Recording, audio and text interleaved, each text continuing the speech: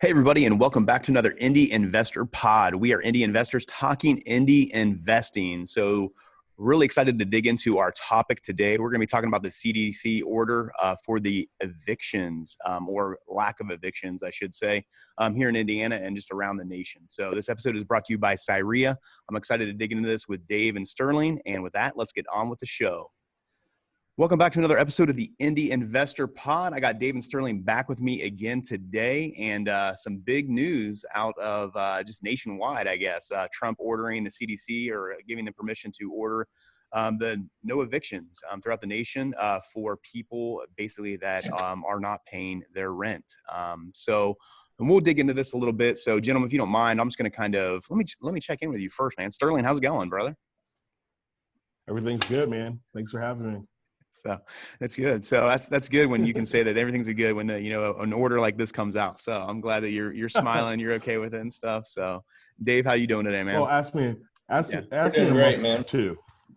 I'm waiting for the weekend so I can hopefully do some golf and get away for a couple days. There you go. That's the way to do it. So, all right, fellas. So this order that came out by the CDC, I'm just going to read through a couple things first, then we can kind of just dig into it and just kind of get our opinions, kind of get, I know probably between myself, Sterling, and we've been talking to our lawyers, talking to our teams, figuring out what we can do with this, what's really going on and things. So I know we can kind of dig into that as well. So basically under this order, the landlord, owner of a residential property or other person with a legal right to pursue eviction or possession action shall not evict any covered person from any residential property in any jurisdiction which the order applies during this effective period. This effective period goes until December 31st right now.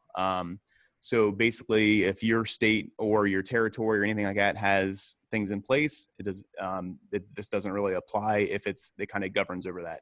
Indiana, we were allowed to do evictions for a little bit. So basically, this is the order that's in place for Indiana right now.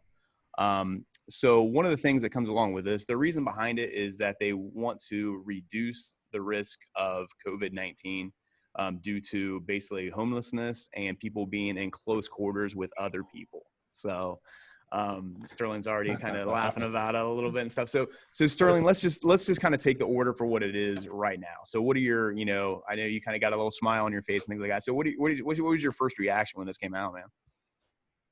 All right. I'm going to try not to be political in anything that I say, because I feel like this thing is so political right now. It's very much like you're on the one side or another. So I'm going to try to stay to the facts of what's going on. So I was shocked at first, but then I started doing more and more research. It seemed like I shouldn't have been shocked because these things has been in the works for the last couple of weeks. President Trump basically put a order out there that the CDC should look into this, and that in which they did. They looked into this. So weeks ago, he kind of prepared us that this could be on the horizon, right? Which I think we should probably look at this, and people might ask the questions, all right, what is the difference between this and the CARES Act, or this and the eviction moratorium that was in place in Indiana up until August 14th? This is widespread. So in the CARES Act, you're talking more of Freddie loans and things that are government-backed loans that you can't evict or foreclose on. What this is opening up widespread to any house inside the United States. Doesn't matter when it comes down to federal backed or not federally backed loans. This is kind of more of a wide blanket spread attack when it comes to evictions, which opens up the idea, in the opinion of how this works compared to the eviction moratorium, which was in place beforehand, right? The eviction moratorium that was in place before this was one that was brought on by a local government. Our local government basically, in the Attorney General, basically said, hey, no evictions. If you file an eviction, we will come after you for $5,000. So what this CDC guideline does not necessarily say no evictions. What the CDC guideline basically says is, if you file eviction, the tenant has the right to file an affidavit saying if they get evicted, then they would be homeless, indirectly making it a health crisis. So that, I think that's the important part that we remember here, is it's not saying that we cannot file eviction like the attorney general did when he was overstepping his boundaries and things, but whatever, and the governor was. What this is saying, we can file evictions, but the tenant will have the right to file this piece of document stating and declaring that they make single family less than 100,000. For a family, I think it's 198,000, or basically, let's say $200,000. And I'm sure, like most things, when you go into court, you're going to be able to have some assistance. The court is going to be, probably assisting in some way, right? Because once lawyers and everybody figure out this is the case, I'm sure there's going to be very few tenants that walk through that door that they say, hey, have you seen this? The key is like anything. Do you perjure yourself? Because for me, I do believe in Marion County is different than most. I think Marion County is a little bit poorer historically than most of the other metropolitan areas of Indianapolis and in greater Indiana. But to say that people that leave are going to become homeless opens up a wide net, which we can go into later. Right.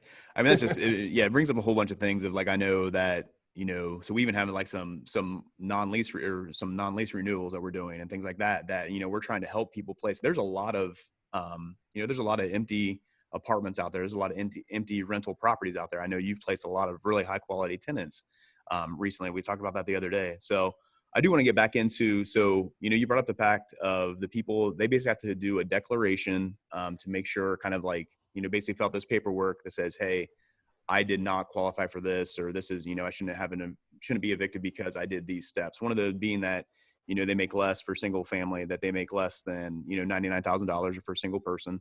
There's some other things too in there that basically they have to prove that they've made efforts to get government assistance.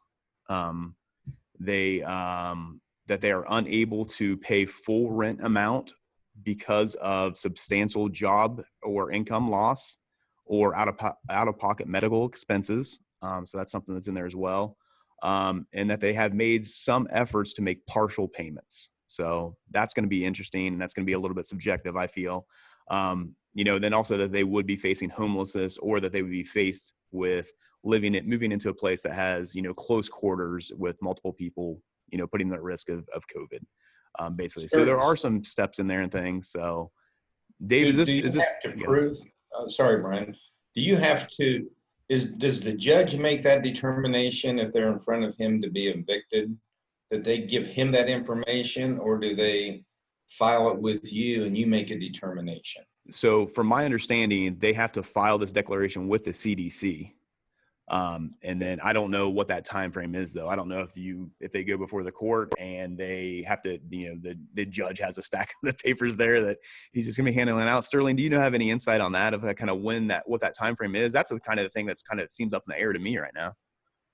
I don't think the judge would be handing it out. I think it'd be more if, like, as you go to court and you have these pro bono lawyers and all these things, they always have resources that they're giving. But I would think that as you're in an eviction court, they would ask the question, or you would declare, hey, this has been filed. And that would probably halt everything at that very moment. Yeah. And my thing is too, as a landlord, Sterling, would it be smart of me to, like, say I'm talking to this tenant, I have a tenant that, they haven't paid for, 6 months, they're on a month to month. So that's two other scenarios. But basically, would it be smart of me to say, hey, I'm going to file eviction on you, can you prove, I'm going to send you this declaration if you want to fill this out and file with the CDC. Would that be smart of me as a landlord to do that, kind of be proactive about it and put that in front of them? Yeah, absolutely. So I'm not a lawyer. I just have to, you just dress like one every now and then. I just dress like one every blue moon, right? But I think you should get advice from a lawyer to really understand what is going on. I can say what we're doing is we're not necessarily putting it in front of them because honestly, I think this thing is going to become widespread. I think renters are more educated than they ever been. You know what I mean? I think this is a situation that by Friday of whenever this comes out, this thing is going to be widespread knowledge. So I don't think putting it in front of them or not putting it in front of them is going to even matter because it's going to be in front of them, especially with everything that's going on right now. I think what we have to do is try to find what is the best solution for us as investors. For me, how I look at it is this, evictions to file with a lawyer cost us somewhere around $300 to $400 per hearing, right? So if you take that into account, plus the time in which we're losing rent, so say, it's an $800 rental plus the $400 that I have to pay, that's $1,200 that I'm losing for the additional month. But then every additional month I'm losing rent of that 800 to whatever 1,000, whatever it is each month. So mathematically, that is what I'm looking at and making my decision based off of that. So for me, when I start looking at the solution and how this eviction ban to work it, I'm looking at it mathematically as an investor. Does it make sense for me to do other creative processes that are more secure than what this seems like today? I think evictions used to be one of the most secure ways of getting a tenant out. Now, I think this is throwing a monkey wrench into it. So I think you got to look at things from like cash for keys. I think you have to look at the different ways to stop your lease for the future as well.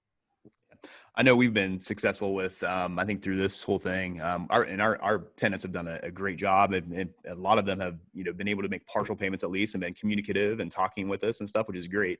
But then we have those handful that aren't, and some that are in a position where they know they're not going to be able to pay rent and stuff. But in a lot of those situations, we had like 4 successful, like cash for keys, that we just did through this of, hey, we'll give you, if you can be out by the end of the month, we'll give you $500 once you can verify that you moved out or whatever it is. One of them we did up to 1,000, but it was worth, like you said, mathematically, it was worth us doing it than, keeping the tenant in there for a longer period and stuff. And it gives them some incentive to possibly get some other. Is there tenants out there to replace these tenants that you get out that will pay? Yeah. So I think there is, right? So we have seen some signs of that kind of worries us a little bit, right? What I see is in a lot of time is more renter fraud than I've ever had. When I say renter fraud, giving fake pay stubs, acting like you're on a job, you're not on a job. So you do have to be more aware than what you've ever been before. But there are still millions of people that have jobs that are looking to move. The only concerning thing is how bad is this going to get? It was announced last week that the NCAA is furloughing their employees for 8 weeks, right? So for me, I'm like, whoa, that's a shocker. Who's next? So when I answer that question, today, there are qualified renters out there. We're filling them in. And for the last 4 months, they're on time paying rent.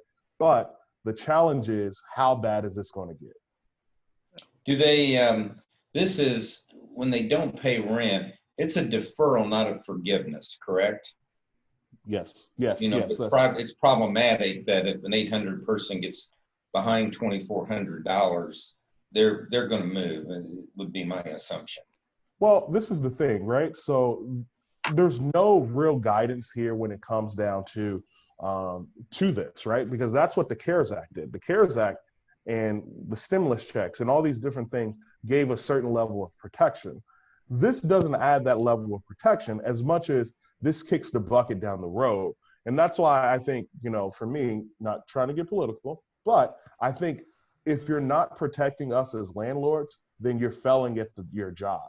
For me, I think you give the revenue or the money for the CARES Act or the money for a stimulus or relief ban to the professionals. The professional mean us as landlords and investors in us and let us disperse it to our rental properties, what other business, would you give the money to the customer? Like inside of my, my business, if something happened, I'm not going to pay my son to do it.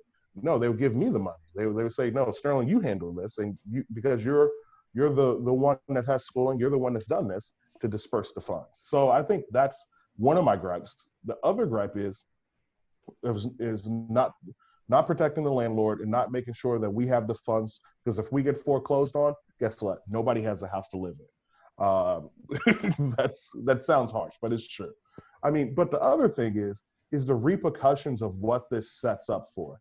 And if the CDC thought that homelessness was a civil right or a bad thing to do, then that means they could have stopped homelessness before this. Like, you know what I mean? Like, this blows my mind that the CDC is like, oh, now, guys, homelessness is bad. You know what I mean? Like, oh man, this is mind blowing to even think about, like, how much an overreach this actually is. Yeah. What about, I guess it's on the vein of the same subject, is Indianapolis's rent assistance program that doesn't seem to be being implemented. How does that play into your opinion, and maybe a clarification on what that really is? Yeah. So with the rental assistance program, the problem with the rental assistance program is it works when it works. But the problem is there's not enough money in the kitty. I mean, at the end of the day, we have to ask ourselves, where's this money and revenue coming from? So if you put $15 million in there and you have 1 million people that need rent, like, this is a problem. So, and that's the problem with the rental assistance program, is it works when it works. Like, we've had 12, like you say, we have 20 people delinquent. 15 of those was the rental assistance program was able to impact positively.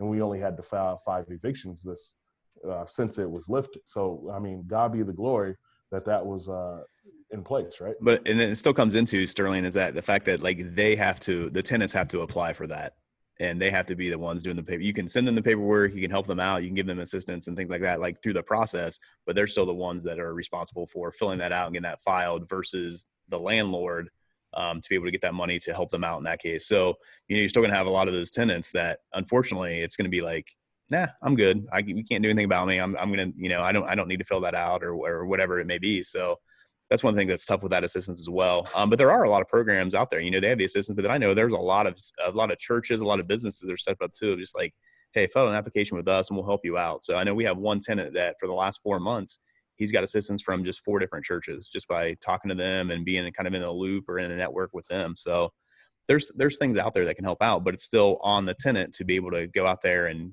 we can send them stuff, but they need to be proactive about it as well. Does that give you benefit in court, where is that you've offered to help them try to get rental assistance from Indianapolis, and they've chosen not to do that because they think they don't have to pay? According to the order, it should help if we can say, hey, yeah, we've sent them this, and you can verify that. I mean, we send all of our stuff through FedEx, that it's all certified, and you can see all that and stuff, because according to the order, they have to be able to basically, or the declaration, they have to be able to approve that they have tried to file for assistance. So. Yeah, absolutely. I mean, I think, when we're falling into a roadblock, I own several land contracts. That has been a hurdle as well, because with the land contract, with the rental assistance program, the hurdle is I don't necessarily own the title yet. I have equitable title, but so I have to go through the person that's holding who's holding the land contract to be able to go through the rental assistance, because that's who name ties with it. So it just makes it another hurdle for us residential, landlords and things. Yeah.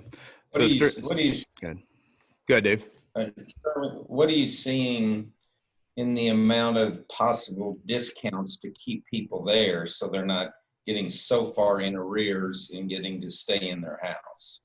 Yeah, so I can only speak for what I've done to my properties personally.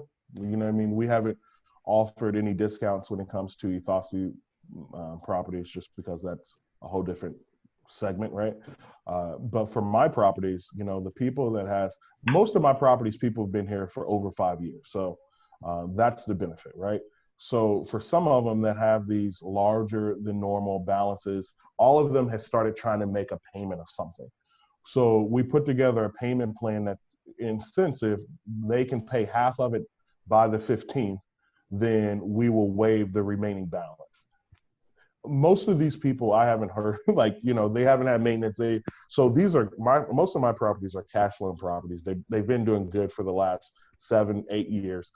I just now need to find a way to get them back on track, so it's not such a burden for them. And for me, it's already money spent. I already paid my mortgages for them. All right, so for me, I'm like, I don't need it right now. So if I can be a blessing and be able to, get something so that I can pay the taxes in, October or whatever, whenever they have us pay them, then it's a benefit for me. So that's how I'm approaching it. But I think you have to do what's best for you, and you got to talk to your property manager so that they falling into fair housing and things. But that's kind of our approach. Yeah. I know we had a couple tenants that maybe they missed the payment in April, but they've been good every month since then. And we originally said, like, hey, if you can make up that payment later, but we've said, hey, you've done a great job. Let's go ahead and just, we'll forget about April and you just continue doing what you're doing. And they were more than happy about that. So that's one of the discounts that we were able to do. Sterling, I do want to ask you so this is kind of my understanding too, and it's a little foggy for me, but according to this order, this is basically for tenants that are in a current lease. So Let's say that you have a situation where there is a tenant that you have, that their year lease is finished. Now they're on it. It's just a rolling month-to-month lease. So, and now they're not paying, or you just want to, hey, I want this or I need this property vacant or anything like that. So what are some good tips that you have for kind of going about of doing like a non-lease renewal and getting those tenants out, or possibly even doing an eviction because they're not getting out after that, month, because they're on a month-to-month lease and they want to stay in there? Absolutely. So me and you talked about this yesterday. What we're doing at Ethosity is, how this order is different is the evictions is not totally banned. I said that before, but you're able to file eviction on other things other than non-payment. So the way that we're handling this is, until it's lifted, is renewing people on a lease that is month to month. So then if something happens, we will have flexibility inside of our business to make the decision to go in a different way if we need to. Why this is important is not just for the eviction clause in this, but I think it's important because at the end of the day, we don't know what's going to happen 6 months from now. So if we need to sell our house because, I need liquidity or something, this allows you to have that flexibility, in my opinion. Like I said, I'm not a lawyer, but this is the approach that we're kind of taking because of having that flexibility. When you have a non-lease renewal, that has more to do with you as the owner making that decision. So if that person decides they want to stay, our lawyer, Janelle Berkshire, has instructed us that we then can cut off, give them the right amount of time, cut off their rental payment, send them a 10-day letter, and then we can file that with the court saying, hey, we have given them every chance in the book. They still have decided not to move. But you do have to be careful because there's a lot of things that are happening against us as landlords right now. So you don't want to come off as being insensitive, especially with all these laws that have been passed. If you have taken account, if you're making these decisions based off of, do you have outstanding maintenance? If you have outstanding maintenance, you might want to handle this differently. Have you had issues with your tenants in the health department? You might want to think about this differently. So it's just very important to not just look at it as a blanket statement, because even though you're in the right and you can non-renew them because X, Y, and Z, if they go to the Civil Rights Commission or if they go to a countersuit, you just want to make sure that you're protected. And I'll advise you that you talk to your lawyer about that. So, good advice. So, So Dave, this is bring up just, I know you're the smart one out of the group. So no rentals for you anymore. You're just flipping property and stuff like that. Is this one of the reasons that you just, like, back in the day when you decided, like, hey, I'm done with my rentals. I'm going to throw in the towel on this stuff and just focus on flips? I mean, it boiled down to, for me, is the maintenance of properties and the lack of care at the time for tenants, which, I wasn't, technically I just didn't have good management and I wasn't equipped to do that, which, soured me on the rental property. What I would ask Sterling, and it's probably an opinion because I don't think we're impeded now, is the next step a moratorium on the payments to the mortgage company? Mhm. Because Yeah. that's a totally different animal, because now if you do that, it at least in my mind, it sways the lenders. And it's like, why would we create a new mortgage right now at 3%, which is unheard of interest rates, 2.5, I'm saying. So why would a mortgage company continue to make loans when they could close the loan and then the people immediately stop making payments because they have that right?